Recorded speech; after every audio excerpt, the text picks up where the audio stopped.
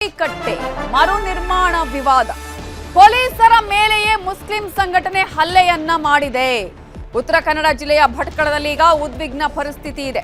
ಇವತ್ತು ಉತ್ತರ ಕನ್ನಡ ಜಿಲ್ಲೆ ಬಹಳ ಸುದ್ದಿ ಮಾಡ್ತಾ ಇದೆ. ಕೆಲವು ದುರಂತಗಳಿಗೆ, ಕೆಲವು ಘಟನೆಗಳಿಗೆ ಕಾರಣ ಆಗ್ತಾ ಇದೆ.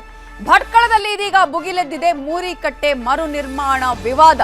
ಪೊಲೀಸರ ಮೇಲೆಯೇ ಮುಸ್ಲಿಂ ಸಂಘಟನೆ ಹಲ್ಲೆ ಮಾಡಿದ್ದು ಉತ್ತರ ಕನ್ನಡ ಜಿಲ್ಲೆಯ ಭಟ್ಕಳದಲ್ಲಿ ಉದ್ವಿಗ್ನ ಪರಿಸ್ಥಿತಿ ನಿರ್ಮಾಣ ಆಗಿದೆ. ರಾಷ್ಟ್ರೀಯ ಹೆದ್ದಾರಿ ಅಗಲೀಕರಣದ ವೇಳೆ ಮೂರಿಕಟ್ಟೆ ತೆರವುಗೊಳಿಸಲಾಗಿತ್ತು. ಮೂರಿಕಟ್ಟೆ ಮರು ನಿರ್ಮಾಣಕ್ಕೆ ಹಿಂದೂಗಳು ಒತ್ತಾಯವನ್ನ ಮಾಡಿದ್ರು. ಇದಕ್ಕೆ ಮುಸ್ಲಿಂ ಸಂಘಟನೆಗಳು ತೀವ್ರ ವಿರೋಧವನ್ನ ವ್ಯಕ್ತಪಡಿಸಿದ್ವು. ಮೂರಿಕಟ್ಟೆ ಒಡೆಯಲು ಮುಂದಾಗಿದ್ರು ಮುಸ್ಲಿಮರು. ಮುಸ್ಲಿಂ ಸಂಘಟನೆಯವರು ಈ ಒಂದು ಘಟನೆಯನ್ನ ಮಾಡೋದಕ್ಕೆ ಮುಂದಾಗಿದ್ರು. ಆಗ ಪೊಲೀಸರು ಅದನ್ನ ತಡೆಯೋದಕ್ಕೆ ಮುಂದಾಗಿದ್ದಾರೆ. ಆ ಸಂದರ್ಭದಲ್ಲಿ ಪೊಲೀಸರ ಮೇಲೇನೆ ಮುಸ್ಲಿಂ ಸಂಘಟನೆಯವರು ಹಲ್ಲೆ ಮಾಡಿದ್ದಾರೆ. ಈಗ ಪರಿಸ್ಥಿತಿ ಉದ್ವಿಗ್ನ ಆಗಿದೆ. ಮುಸ್ಲಿಂ ಸಂಘಟನೆಯವರು ಪೊಲೀಸರ ಮೇಲೆಯೇ ಹಲ್ಲೆ ಮಾಡೋದಕ್ಕೆ ಪ್ರಯತ್ನ ಪಟ್ಟಿದ್ದಾರೆ. ಭಟ್ಕಳದಲ್ಲಿ ಮೂರಿಕಟ್ಟೆ ಮರು ನಿರ್ಮಾಣ ವಿವಾದಕ್ಕೆ ಸಂಬಂಧಪಟ್ಟ ಹಾಗೆ ದೊಡ್ಡ ಗಲಾಟೆಯೇ ನಡೆದಿದೆ ಉತ್ತರ ಕನ್ನಡ ಜಿಲ್ಲೆಯ ಭಟ್ಕಳದಲ್ಲಿ.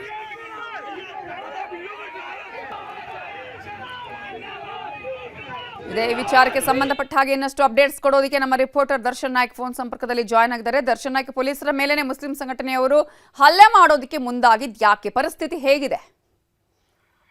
ನವಿತಾ, ಈ ಘಟನೆ ಆಕ್ಚುಲಿ ಬೆಳಿಗ್ಗೆಯಿಂದ ಆರಂಭವಾಗಿರುವಂತದ್ದು.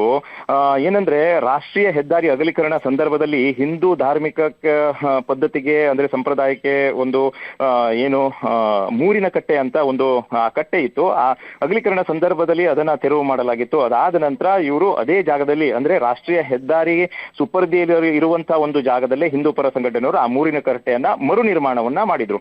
ಆದ್ರೆ ಇದಕ್ಕೆ ಮುಸ್ಲಿಂ ಸಂಘಟನೆಯಿಂದ ತೀವ್ರವಾದಂತಹ ಒಂದು ವಿರೋಧ ಇತ್ತು. ಯಾಕಪ್ಪ ಅಂದ್ರೆ ಈ ಕಟ್ಟೆಯ ಹಿಂಬದಿಯಲ್ಲಿ ಓರ್ವ ಮುಸ್ಲಿಂ ವ್ಯಕ್ತಿಯ ಒಂದು ಮನೆ ಇದೆ. ಅದ್ರ ಜೊತೆಗೆ ಅಲ್ಲಿ ಏನೋ ಒಂದು ಬೇರೆ ಕೆಲಸ ನಡೆಯುತ್ತೆ ಎನ್ನುವಂತ ಒಂದು ಹಿನ್ನೆಲೆಯಲ್ಲಿ ಅದನ್ನ ಮೂರಿನ ಕಟ್ಟೆ ತೆರವು ಮಾಡಲೇಬೇಕು, ಇದನ್ನ ಅನುಮತಿ ಪಡೆದಿಯಾ ಅಥವಾ ಏನು ಇಲ್ಲ ಎನ್ನುವಂತ ಬಗ್ಗೆಯೂ ಕೂಡ ಹಿಂದೂ ಪರ ಸಂಘಟನೆಯವರು ಮತ್ತು ಮುಸ್ಲಿಂ ಪರ ಸಂಘಟನೆಯವರ ನಡುವೆ ಮಾತಿನ ಚಕಮಕಿ ಆಗಿತ್ತು. ಇದು ಭಾರಿ ಉದ್ವಿಗ್ನತೆಯ ಸಹಿತ ಪಡೆದಿತ್ತು. ಈ ಸಂದರ್ಭದಲ್ಲಿ ಪೊಲೀಸರು ಈ ಸಂಧಾನವನ್ನ ಮಾಡ್ತಾರೆ. ಅದರ ಜೊತೆಗೆ ಪೊಲೀಸ್ ಠಾಣೆಗೆ ಕರೆದುಕೊಂಡು ಹೋಗಿ ಎರಡೂ ಸಂಘಟನೆಯವರ ಜೊತೆ ಕೂತು ಮಾತುಕತೆಯನ್ನ ಮಾಡ್ತಾರೆ.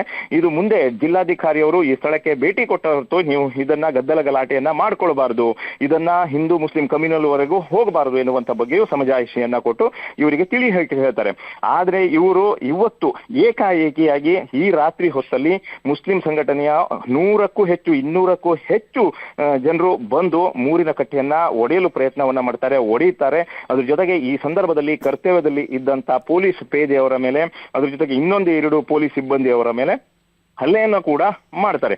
ಈ ವಿಡಿಯೋ ಕೂಡ ಈಗ ವೈರಲ್ ಆಗ್ತಾ ಇರುವಂತದ್ದು. ದೃಶ್ಯಾವಳಿಯಲ್ಲಿ ನೀವು ಗಮನಿಸ್ತಾ ಇರ್ಬೋದು ಯಾವ ರೀತಿಯಾಗಿ ಅವರ ಗದ್ದಲ ಗಲಾಟೆ ಇಲ್ಲಿ ಮಾಡ್ತಾ ಇದ್ದಾರೆ ಎನ್ನುವಂತ ಬಗ್ಗೆ. ಸೊ ಈ ಹಿನ್ನೆಲೆಯಲ್ಲಿ ಹಿಂದೂ ಪರ ಸಂಘಟನೆಯವರು ಈಗ ಮತ್ತೆ ರೊಚ್ಚಿಗೆದ್ದಿರುವಂತದ್ದು. ಈ ಘಟನೆ ಇಷ್ಟಕ್ಕೆ ನಿಲ್ಲಲ್ಲ, ಮುಂದೆ ಇದನ್ನ ಎಳ್ಕೊಂಡು ಹೋಗುವಂತ ಒಂದು ಚಾನ್ಸಸ್ ಕೂಡ ಇದೆ.